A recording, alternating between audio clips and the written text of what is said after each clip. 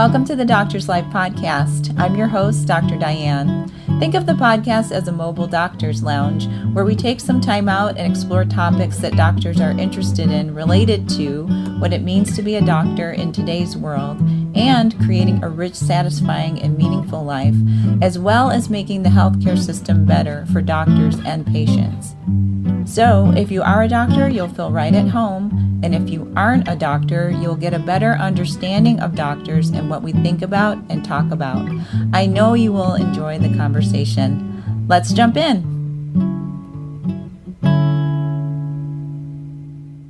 Hey everyone, welcome to the Doctor's Life podcast. We're so happy to have you. So what are we talking about today? We're going to be talking about artificial intelligence. Dun, dun, dun. More specifically, scheduling of docs into their workflow. We're going to be talking about how that relates to physician burnout. It actually does, and surprise, scheduling actually helps with physician burnout. So I'm so fortunate to have today with us the CEO of Lightning Bolt Solutions, Suvas Vajracharya. Just a disclaimer, I am on the advisory board of Lightning Bolt Solutions, but I do really believe in this company and what they're doing. So I'm very happy to be on the advisory board. It's an unpaid position, okay, full disclosure. So prior to founding Lightning Bolt, Suvas worked as a staff scientist at the Los Alamos National Lab, scheduling massively parallel supercomputers. That was a total mouthful for us. So nice to have you on the show today. Thank you so much for having me. I'm really excited about the discussion today. Yeah, me too. You know, we had a fun conversation when we were talking before about what we were going to be talking about. It's really cool. I was looking at your website. I love what you write there, where it says the number of possible physicians' shift schedules can be greater than the number of atoms in the universe, which is so true. I experienced that myself when I was in anesthesia practice. Scheduling is hard, and it's difficult to make it fair, easy, and trouble-free. And so we'll talk about how Lightning Bolt Solutions does that. And your journey is how you came to found Lightning Bolt Solutions is so interesting. So I'm going to turn the mic over to you. I would love to hear, and I'm sure everyone else wants to hear about how you came to found this company. Yeah, thank you. As you said in the bio, I used to work as a staff scientist at Los Alamos National Laboratories. And at that time, I was scheduling not people, but supercomputers. And so one of my friends from high school knew about my expertise in scheduling and with computers. So he challenged me to a problem that he was having with scheduling a group of internal medicine doctors in Wisconsin. And I took up on his challenge. It wasn't intended to be a business. I thought I would create a software program to help Leo to schedule his group. And the thing that I found out immediately was that this is not an easy task, not for people and even computers. Wow. And as Dianne pointed out, part of the challenge is the number of possible combinations in a schedule can be very confounding, and more than the number of atoms in the universe. And so we can't have people or computers look at every possible atom. That's where the AI comes in. The artificial intelligence needs to just look at the ones that are reasonable, not look at every possible schedule and read through that and quickly come through to a solution. And that's how I got involved in the project. And I left it alone for a while. And many years later, I thought this was useful for Leo. Maybe it's also useful for other groups. And sure enough, we had customers that wanted to use our system right away. And to this day, our Lightning Bolt is still bootstrapped, and we haven't taken any outside investment. It's really been a product that's been led by doctors from the very beginning. And we are engaged with doctors on a daily basis and getting useful feedback to continue to bring solution in scheduling. Yeah. Well, as doctor scheduling is really a challenge. You often have to have a dedicated person to do it, or dedicated persons. Usually that is a real thankless job for that physician to do, and it takes them out of their clinical work. Scheduling can seem really unfair, especially when it comes to our work-life balance, our work-life integration. sometimes it can feel like, and it may actually be true that, some people are getting more holidays and weekends than others are. Your scheduling makes things more transparent. How does it do that? Yeah, so personally, I completely agree with you about how difficult it is to build schedules. And typically, it's actually a doctor that's involved in creating schedules because they don't trust that to be done by someone else because it impacts their lives, and it makes sense. But it does mean that commitment to build schedules for the group, can take 10, 20 or more hours per month when they should be really using that time to see patients. So it's certainly a big time waste and something that's not pleasant to do. It's like having to do taxes. Every month you got to do taxes. Right. And despite the effort on the scheduler's part, there's always concerns about, is this schedule fair? Am I taking more calls than my colleagues? I worked last Christmas, and it seems like I'm always on call during holidays. And so how do you, address that? And the thing that's really surprising to us is that there's always this concern that maybe the schedule was produced in sort of a biased way. But in fact, when we look at the actual data, the statistics, the scheduler actually ends up taking unwanted shifts or taking more calls because it's difficult to meet everybody's requirements. So in our experience is that the scheduler always has good intentions, but when you put together all the requirements for doctors to be on vacation and, we all have work-life balance to consider, we may have family to take care of, or an example would be a couple that both works at a practice, maybe they can't both be on call on the same day if they have children. And so those are the nuances of scheduling that you need to consider, whether you're a part-time person, whether you can only work certain days of the year, days of the week. So what our system Lightning Bolt does is to individualize the schedule. So we create a profile for each doctor and put in their preferences on what days they're available, what type of shifts they like. And based on those rules, the system builds a schedule around that. And the result is that it's time saved for the person who does the schedule, but also addresses the concern about bias and equity, and it produces a schedule that meets your individual work-life balance needs. So when you're saying that they take into account the rules, and we did find that there's kind of these little rules that they don't become obvious until you start unearthing them. They're sort of in the scheduler's head or everybody's head, that the scheduler knows that, for example, the guy that used to do my schedule when I was in anesthesia practice, he kind of knew that it was okay for me if I didn't work like a full day, or that kind of thing, or that I had kids, or that without asking, like, that it was Mother's Day or something like that.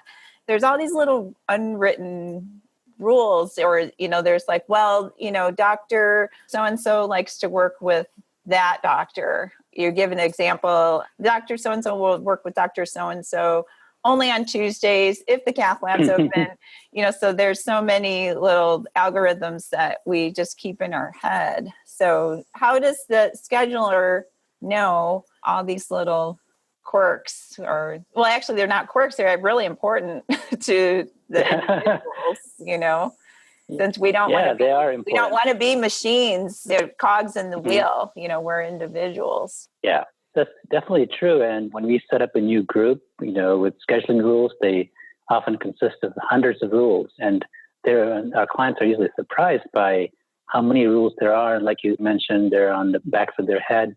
The person who's doing the schedule may have been doing it for multiple years. They've not only learned all the rules, but how do you actually build a schedule? There might be some tricks of the trade around holidays or weekends. And so we capture all that. When we first have a consultation with the group, we ask them, what are your rules? And essentially do a mind dump or a brain dump. We call it the brain dump, which is to get all the information about what this current scheduler knows about, exactly like you mentioned, what are the preferences of certain doctors. Some may actually prefer to work on weekends, and others, when they work on a weekend, they want both Saturday and Sunday to be on call. And there's even few that say, I'm okay with splitting my weekend. And so there's a lot of individual variance, and all of those need to be considered for it to be a good schedule. Yeah. So how does the artificial intelligence part of it come in? How does that help out with the scheduling? AI always sounds like some black box where like, I don't get it, honestly. There's many types of artificial intelligence. There's a lot of discussions, not only in healthcare, but in all the different industries about the use of AI for looking at data and machine learning. And there's many different types of artificial intelligence, some that actually learn from data and recognize patterns. But the one that we focus on is not so much on learning new things. Scheduling rules they are what they are. There's no need to derive new rules or come up with something new. The system is really looking to see how you can meet all the rules at the same time. And a lot of our clients think of scheduling as solving this really complicated puzzle.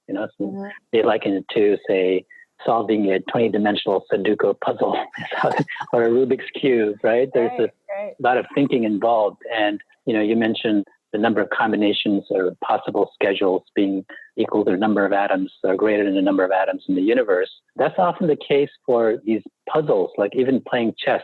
That would be another example. And the number of possible chess games that could be had is similarly very complex, could be as many as the number of quarks in the universe. And so how do you, navigate through all those possible schedules? And you can't look at every single one of them. Whether you're a person or a computer, even the fastest computer in the world, if they were to look at every possible chess outcome or every possible schedule, it wouldn't finish within one's lifetime. And so what we need to do then is to look at the ones that are possible solutions. And so that makes it a little bit quicker. And that's where AI comes is useful, because we want to intelligently make choices on who to schedule by looking forward. Usually when you schedule, you may have the experience, Dianne, since you did the schedule, that scheduling choices have a domino effect. If you make a choice, that may have a ripple effect. An example would be that if I schedule somebody on a weekend, there might be a rule that says if you're on call this weekend, not to schedule that person again on call the next weekend. But if the person that's scheduled the next weekend is actually on vacation, then you need to really think ahead of time, who do you put on this weekend so you don't put the person that's on vacation next weekend. So that's an example of how you need to think several steps ahead, much like playing a chess game. You need to think about all the consequences of what you do for today on not only next weekend, but you can even have an impact on the schedule months from now. And so, for example, how you build a schedule very early in the year, if you're building a call schedule for the whole year, your choices may be very limited in December because of holidays and the doctors have vacations set up. So if your goal is to balance the number of calls for the whole year, you really need to start thinking about that in January and February. So if there's a doctor that's going to be gone for all of December, you may need to start thinking about putting that doctor more frequently in January, February, and March when the doctor is available. Because otherwise, when December comes, you're kind of in a bind because you can't catch up that doctor. It's too late. He's already on vacation. Those are some examples of analogies with a chess game because you need to think several steps ahead. Mm-hmm. So there's other industries that are using this AI scheduling too. I was reading from your website that like the NFL uses it and professional sports teams use it. So that they can protect. I like the idea because I think of them the same as doctors, right? They're very valuable assets as individuals. And so you want to protect them and you don't want them to get like burned out and pissed off and leave. Yeah, and you're right. There's a lot of analogies, and you wouldn't think about having a quarterback do the schedule for NFL, but in the case of healthcare, we do have doctors to do the schedule.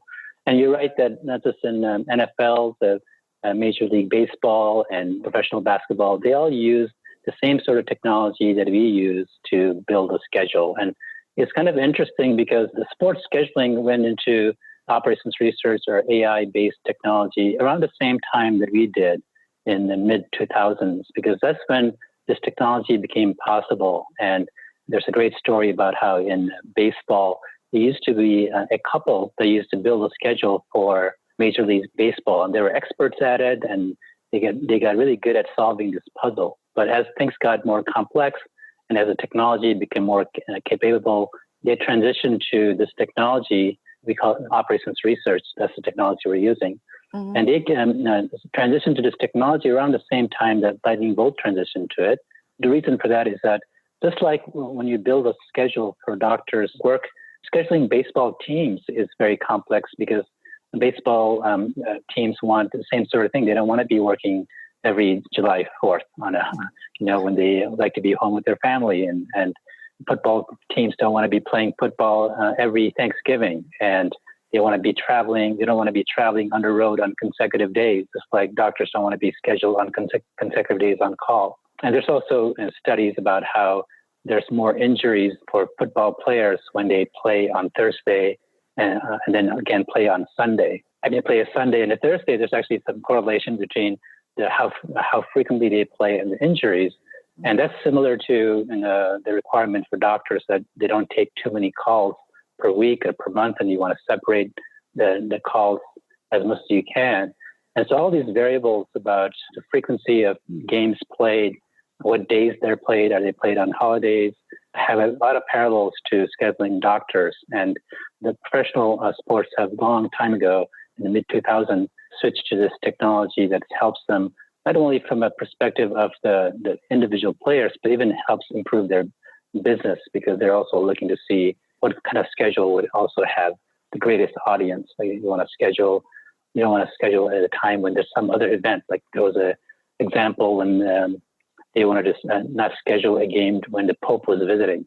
So there's so many variables, and there's the same sort of consideration in building the schedule for doctors, because there's consideration for each doctor has a lot of requirements on how they want to work, and that's actually part of our solution to the physician burnout is having more control to the physicians on how they like to be scheduled. So having the vacations they want and having the type of schedule, whether it's part-time or working certain days of the week, those are all variables that you need to consider. Just like in the sports scheduling, there's many, many rules to consider. So we mentioned how that might help physician burnout. I'd like to dig into that a little bit more deeply. One question that I have is that when you add a new system, you could see where there'd be some resistance to that, and maybe for a good reason, that, because it's yet another system that you need to learn. So like every time we have a new system come in, new EMR or something, it feels like a burden. And one of the things that docs complain about, and for good reason, is that they are spending a lot more time on technology and not as much time with patients, et cetera. So is this giving docs yet another system to have to work and learn? And you know what I'm saying? No, I completely understand. And I would have to admit that people like us, the software guys, have not really helped the burnout situation in terms of introducing user interfaces, especially for EMRs. One of the causes of burnout is actually having to use systems that are very difficult to use. It requires a lot of typing and a lot of clicks.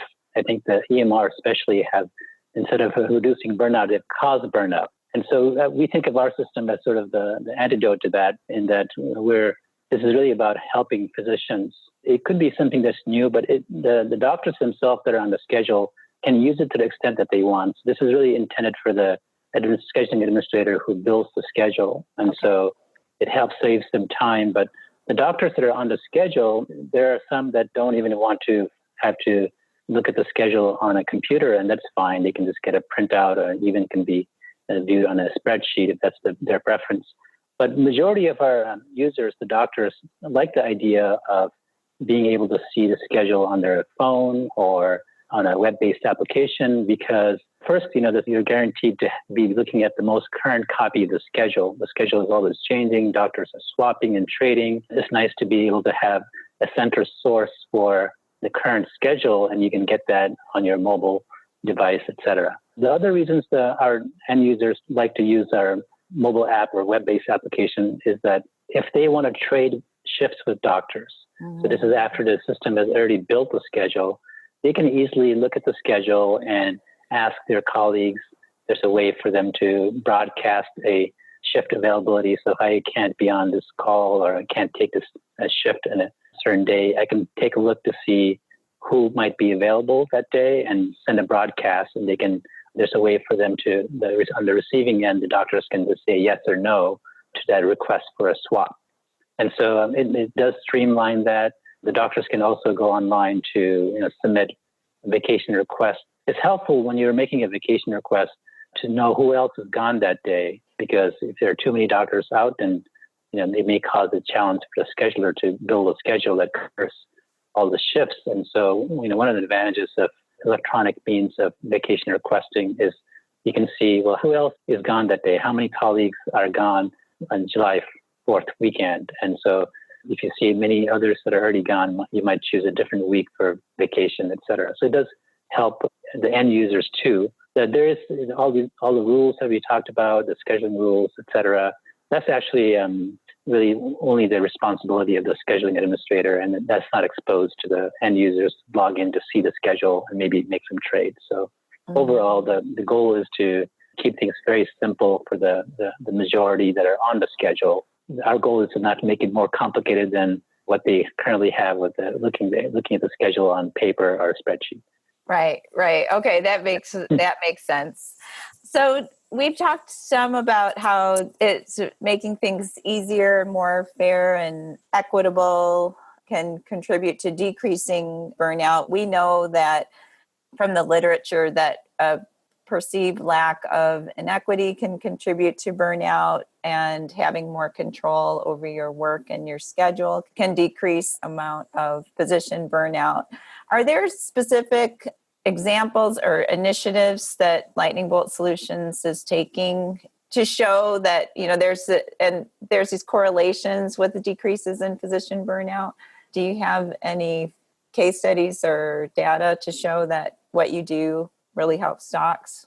Yeah, and I would admit that there are many causes to physician burnout, and it's complex.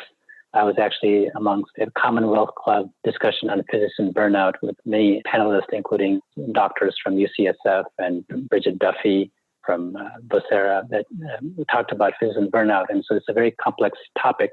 And as you mentioned, one of the causes of burnout is a sense for physicians that they don't have control of their work conditions. A recent study by the AMA also pointed out the feeling of lack of control of their working environment was a major cause of burnout. And elsewhere in the Stanford study, one of the reports was lack of control over their own work schedule was a major cause of burnout for doctors. And also in a different study from Stanford, they pointed out that physician burnout is having a large financial impact, as much as $7.75 million for just Stanford alone, because not being able to retain doctors. The turnover itself was causing a large cost to their organization. How we help, and this is only one aspect of a very complex topic on physician burnout, how we help is providing schedules that give more flexibility to individual providers, being able to individualize their schedules. And one case study is our client at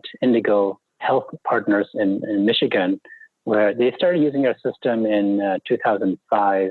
And this is a study that they themselves conducted on what was the impact of the Lightning Bolt scheduling system over the 3 years from 2005 to 2008 that they were using it. It was really surprising because what they found was that after using Lightning Bolt, their retention rate went up as high as 97.6. So this is a large hospitalist group. They have, at the time of the study, they had as many as 112 providers. And at the time of the study in 2005, the retention rate amongst all the hospitalist groups in the nation was 87.6. And so their retention rate was much higher.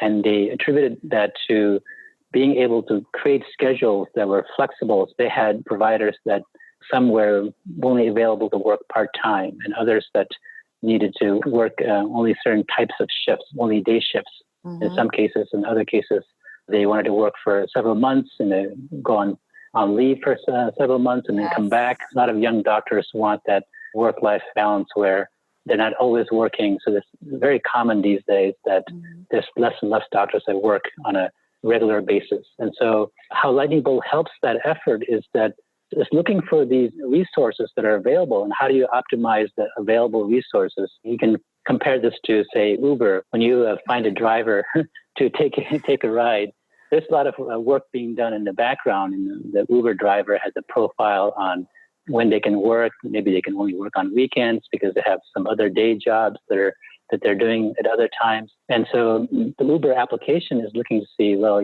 where's the available driver at the time that you need it? It looks up the ones that are available based on their availability profile. And so it's the same thing for doctors. We're trying to see when they're available. Do they prefer to work at night shifts? Do they prefer to work during weekends? Are they only available to work 20 hours a week? Is it a couple that can only work together on call? Or they can't work together on call. So those are all the requirements. And when you add up all these variables, if you try to do this in your head, it just, despite the best of intentions from the scheduling administrator, it's just not humanly possible to do that in your head. Mm-hmm. And so that's where AI can be helpful, and that's how we've been able to get a very high retention rate for our clients. Indigo Health Partners is an example, but so that's one benefit. The other benefit, of course, is just the time to build a schedule. If you're a scheduling doctor, not only are you burned out from your clinical duties, but you can get burned out from doing the schedule. And so right. Yeah, especially with the docs, like you have people coming at you, and wanting this, wanting that. And it's a thankless job for sure. So you were saying, I interjected, but you were saying it saves the scheduler the time as well. Yeah. So in the case of the same case study, the group grew from a practice of 40 doctors to 120 doctors in the span of the study from 2005 to 2008. And as their group grew, when they went from a 40-person group to an 80-person group, their scheduling wasn't just twice as more difficult, it was exponentially more difficult. Right. And so the doctor that was doing the schedule was getting to the point where the doctor was essentially working full time, building the schedule for this now group of over 100 doctors. And this wasn't a good use of the time. Two things happened when they started using Lightning Bolt. One was that they were able to save a great deal of time by having the system build a schedule. But more importantly for them, they were able to hand this off to an admin person. And so we took all this information about how to build a schedule, the domain expertise that the doctor has acquired over many years of doing the schedule.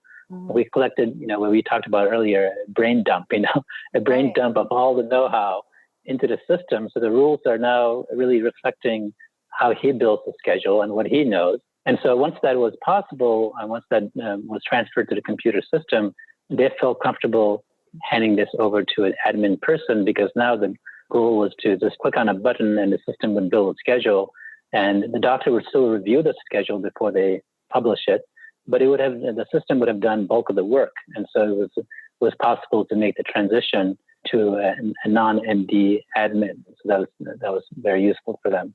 Yeah, really useful. So they've had good results. As many companies have, and many health groups have, I should say. I'm curious to know the Dr. Lou, who got you rolling with this with your very first puzzle, so to speak. What are they doing now? Are they still in practice? Yeah, they've been using the system for over a decade now. At the time that Leo is his name, and his group was a group of internal medicine doctors.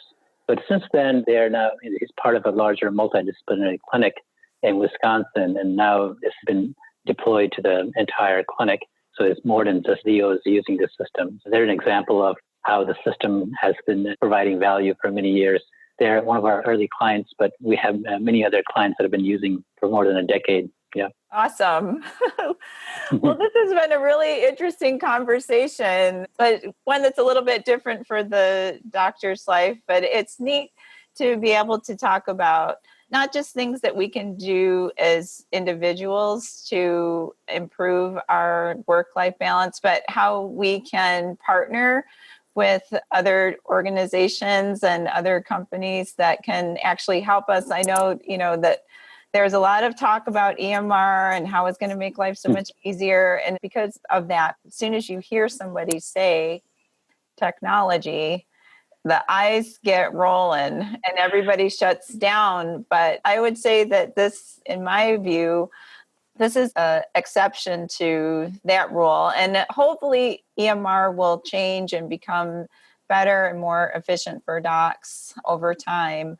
But this is one way that technology has actually been shown to help docs. So thanks for creating Lightning Bolt, Suvas. And I like that how you've created it organically as a solution to a problem that a real doc actually had. That's super cool. Yeah, and I just wanted to point out maybe one more thing. Your comment about technology, the EMR technology, not helping doctors is actually causing issues and causing burnout as one of the causes of burnout. And so technology is not serving the medical community, in, I think, in two ways. One is this added, it really comes out of the government regulations, but the vendors that produce the technology for EMR hasn't helped. The other way that technology is sort of having a negative impact from the perspective of doctors is that there's all these discussions about artificial intelligence and the goal to eventually replace doctors. I personally think that not only whether it's possible or not, even if it does happen, it's going to be decades from now. And there's a lot of people who believe it will never be able to do that. And I'm in that camp. And so in the meantime, there's the problem today. The problems today is that there's a shortage of physicians. There's not enough doctors to see the increasing number of patients, and the patients themselves. The type of care that they need is more acute than they have been in the past with the aging population. So we need help now. I'd like to just point out that the focus on AI to replace doctors is not the right direction that we should be going in. We should have tools that would help doctors be more efficient and have to do less admin work, not more admin work as in the case of EMR. Lightning Bolt's mission is to help physicians have an easier time, having more time to spend clinically and looking at viewing patients instead of having to do admin work. Well said. Well said. So glad to have you on our side. Well, we've been talking with Suvas Vajracharya today from Lightning Bolt Solutions. Thank you so much for coming on the Doctor's Life podcast. This has been a really interesting discussion. Thank you, Dianne, for having me. You're welcome. So for everybody, how can we get a hold of you if we're wanting to learn more or just chat about AI and EMR? I would be happy to speak with you. The easiest way to know more about Lightning Bolt is to visit our website at lightning-bolt.com, and we can schedule a consultation with you to see how we can possibly help you with your scheduling. Fantastic. All right. Well, until next time, everybody, I hope you stay happy and healthy. Thanks for coming to another episode of the Doctor's Life podcast, and we will see you real soon. Take care. Thanks for listening today. If you like what you've heard, be sure to hit subscribe in your podcast app so that you won't miss an episode. You can also read show notes, get links, and contact me by going to drdianne.com. That's www.drdianne.com. And docs, while you're there, take the Physician Vitality Assessment, which will help you more clearly see if you are at risk for burnout.